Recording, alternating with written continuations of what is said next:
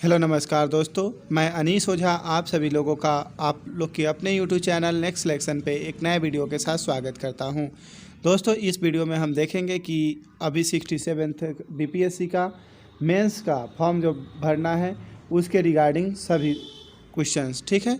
और साथ ही हम ये भी इस वीडियो में बता रहे हैं कि आप मेंस का फॉर्म कैसे भर सकते हैं। बीपीएससी 67th का आप खुद से भी फॉर्म भर सकते हैं या आप लैपटॉप या फिर पर्सनल कंप्यूटर ये वगैरह से फॉर्म भर सकते हैं। आप कंप्यूटर पे भी फॉर्म भर सकते हैं। मोबाइल से नहीं प्रयास करें, क्योंकि मोबाइल से भरने में क्या होती है कि बाद में आप फॉर्म सब चीज़ डाल सकते हैं, लेकिन जो डॉक्यूमेंट के समय जाइएगा वहाँ पे ईयर नहीं चूज हो पाते हैं मोबाइल से, ठीक है। ऐसे हम उसका भी उपाय बता देंगे कि आप मोबाइल से भी कैसे भर सकते हैं। लेकिन अभी आप देखिए कि आप अगर हो सके तो लैपटॉप और कंप्यूटर से ही फॉर्म भरें, ठीक है। तो हम पूरा इस वीडियो में देखेंगे कि कैसे फॉर्म भरना है। तो देखते हैं। सबसे पहले आप गूगल पे जाएं। क्रोम सबसे ज़्यादा बेस्ट है। क्रोम से आप बीपीएससी सर्च करें। बीपीएससी का यहाँ पे ऑफिशियल साइट खुल जाएगा, ठीक है। बिहार पब्लिक सर्विस कमीशन का ये ऑफिशियल साइट दिखेगा। इसको आपको क्या करना है कि इसको क्लिक करना है, ठीक है। इसको आप जैसे ही क्लिक करेंगे तो कुछ ऐसा इंटरफेस खुल के आएगा। बीपीएससी का जो ये ऑफिशियल साइट है ये खुल करके सामने आ जाएगा, ठीक है। और ऑफिशियल साइट ये है। और ऑफिशियल साइट जैसे खुलेगा तो यहाँ पे एक साइड लेफ़्ट साइड में यहाँ पे अप्लाई ऑनलाइन दिया हुआ है। क्या दिया हुआ है? अप्लाई ऑनलाइन दिया हुआ है। इसको क्लिक करना है। इसको क्लिक करने के बाद कुछ इस प्रकार से आएगा। बीपीएससी ऑनलाइन एप्लीकेशन का ये खुलेगा, ठीक है।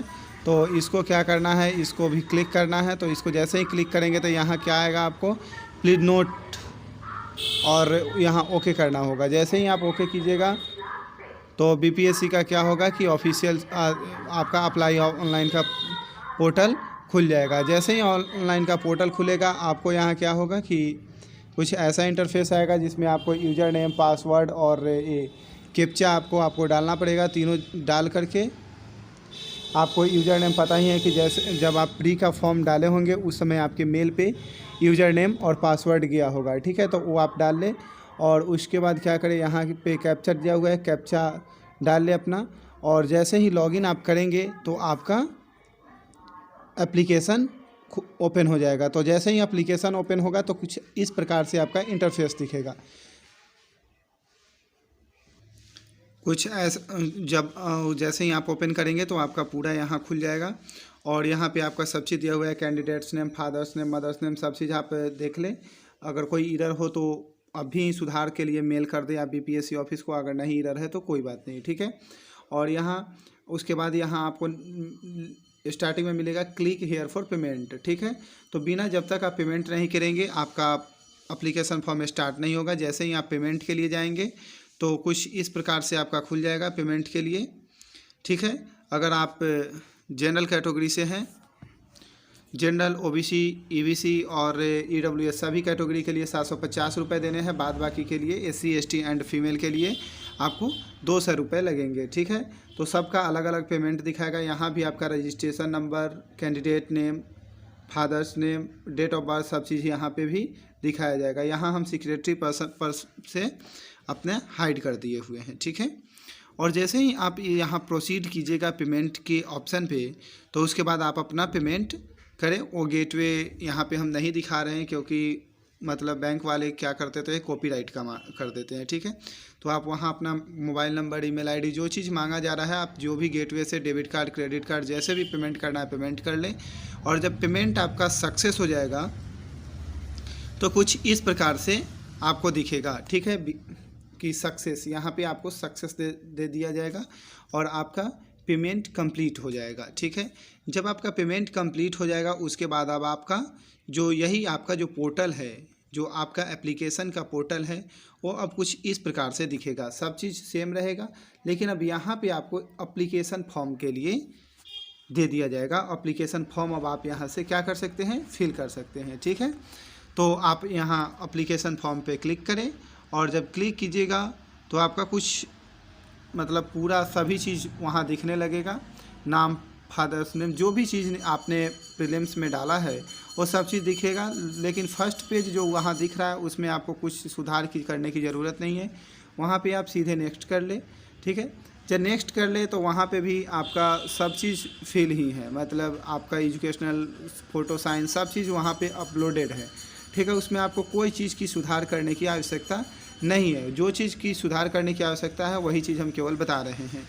तो यहाँ एक के बीपीएससी इस बार क्या किया है कि पैरा 15 पैरा एक न्यू ऐड कर दिया गया है, और इसमें आपको कहा जा रहा है कि जो भी बच्चे 67th की मुख्य लिखित परीक्षा में वैकल्पिक पेपरों में प्राप्त अंकों के स्केलिंग यानी कि सामान्यीकरण के मुद्दे को हल करने के लिए जो दिया जा रहा है उसके बारे में आपसे सुझाव मांगा जा रहा है। और सुझाव कितने हैं? 7 तरह के सुझाव हैं। ठीक है, आप इसमें से कोई भी सुझाव दे सकते हैं। ठीक है, लेकिन इसका जो निर्णय होगा वो सभी चीज़ आयोग के ऊपर डिपेंड करता है। ठीक है, अब इसमें सुझावों के बारे में हम बता दें कि कौन सा सुझाव क्या है। तो पहला नंबर है, वैकल्पिक पेपर को निबंध के सामान्य पेपर से बदला जाना चाहिए, यानी कि optional paper should be replace by a common paper of इसे। ठीक है, क्या होना चाहिए। और दूसरा है, वैकल्पिक पेपर केवल योग्यता प्रकृति का होना चाहिए और मेरिट सूची निर्धारित करने में उसके अंकों पर विचार नहीं किया जाना चाहिए। जैसे आप न्यूज़पेपर में भी देखे होंगे कि बीपीएससी ने क्या किया है कि ऑप्शनल पेपर में के बारे में कुछ लाया है कि ऑप्शनल पेपर केवल क्वालिफाइंग होना चाहिए, या फिर ऑप्शनल पेपर एमसीक्यू बेस्ड होना चाहिए, इस सब के बारे में। तीसरा नंबर है, optional paper should be MCQ type instead of written type. ठीक है, वैकल्पिक पेपर लिखित प्रकार के बजाय एमसीक्यू प्रकार का होना चाहिए। जैसे अभी तक लिखित टाइप का था, तो अब क्या एमसीक्यू टाइप का होना चाहिए। साथ ही 4 नंबर देख रहे हैं, statistical formulation should be used even through such a method would be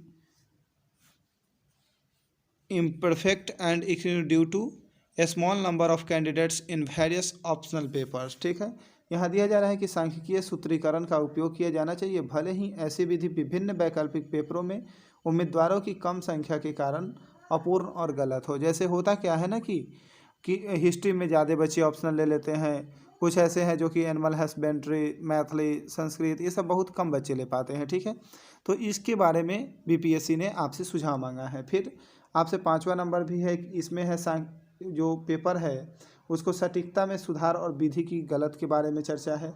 उसके बाद है स्केलिंग यानी कि सामान्यीकरण होना चाहिए, लेकिन यह सुनिश्चित नहीं है कि यह कैसे होना चाहिए, ये 6ठा नंबर में है आपको। और 7वां नंबर में है वर्तमान व्यवस्था को जारी रहने दिया जाना चाहिए। ये भी कहा जा रहा है कि कोई भी स्केलिंग या सामान्यीकरण नॉर्मलाइजेशन नहीं होना चाहिए, और जो अभी वर्तमान में जैसा चल आ रहा है वैसा ही होना चाहिए। ये आपसे 7 प्रकार के सुझाव मांगा गया है बीपीएससी के द्वारा, लेकिन आपका जिसका ज़्यादा होगा उसी को आयोग कहेगी कि उसी को हम वरीयता देंगे और उसी के अनुसार हम अपना कार्य करेंगे। ठीक है, तो आप लोग यहाँ सुझाव दे सकते हैं। और उसके बाद आपको फॉर्म फिल में आगे बढ़ना है तो आपको पैरा 19 मिलेगा। ठीक है, पैरा 19 मिलेगा, जिसमें इस बार के जो बीपीएससी है 67 में, उसमें 24 प्रकार के पोस्ट है। ठीक है, अब 24 प्रकार के पोस्ट है तो आप उसमें कौन सा पहले प्रिफेयर कर रहे हैं इसके बारे में है।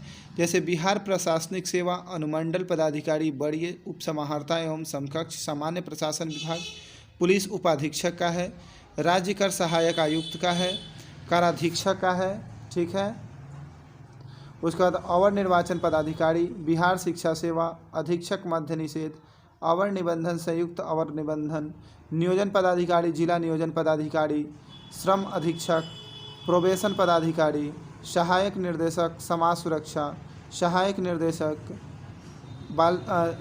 बिहार बाल संरक्षण सेवा से, सामान्य योजना पदाधिकारी, जिला अंकेक्षण पदाधिकारी, सहायक निबंधन सहयोग समिति एवं समकक्ष का।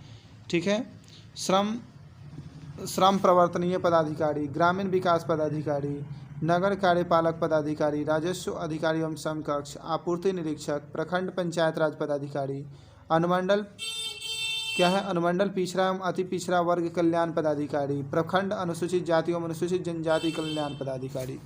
तो इस तरह से आपको 24 पोस्ट का चर्चा किया गया है, जहां आप इस साइड में आपको राइट साइड में पोस्ट प्रेफरेंस देना है कि अगर आपको कौन सा 1 में देना है, कौन सा 2 में देना है, कौन सा 3 में देना है, कौन सा 4 में देना है, इस साइड में आपको चर्चा करना है।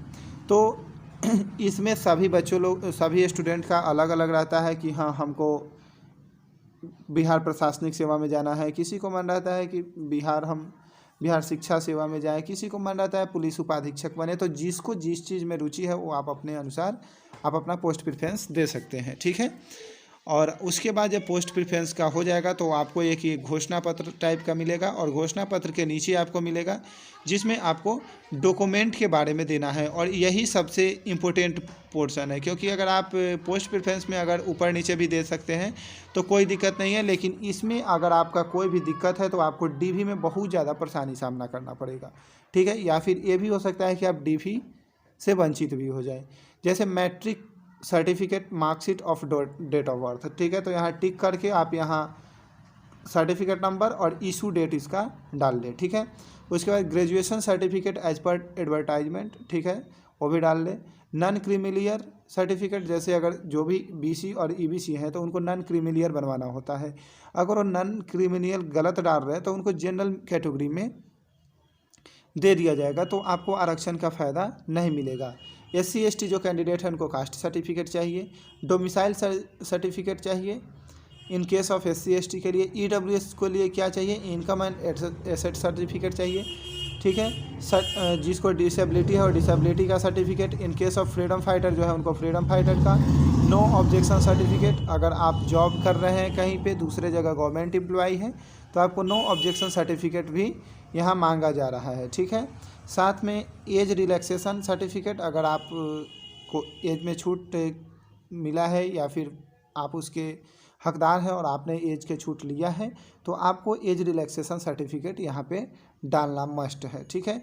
नहीं तो जैसे ही आप इंटरव्यू के टाइम अगर आपका DV होगा उस समय आपको इस चीज़ से वंचित कर दिया जाएगा और आपकी योग्यता रद्द कर दी जाएगी, ठीक है।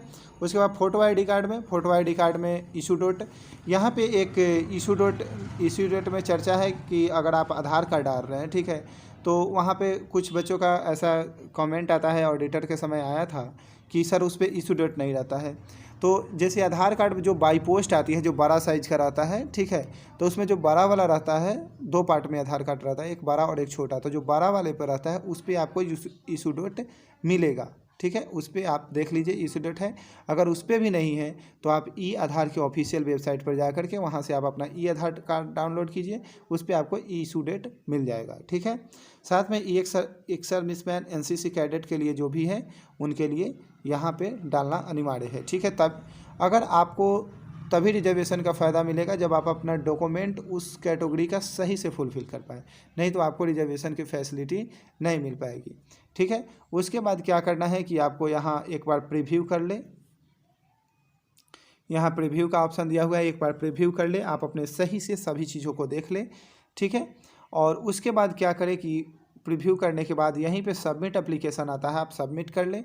तो जैसे आपका सबमिट हो जाएगा उसके बाद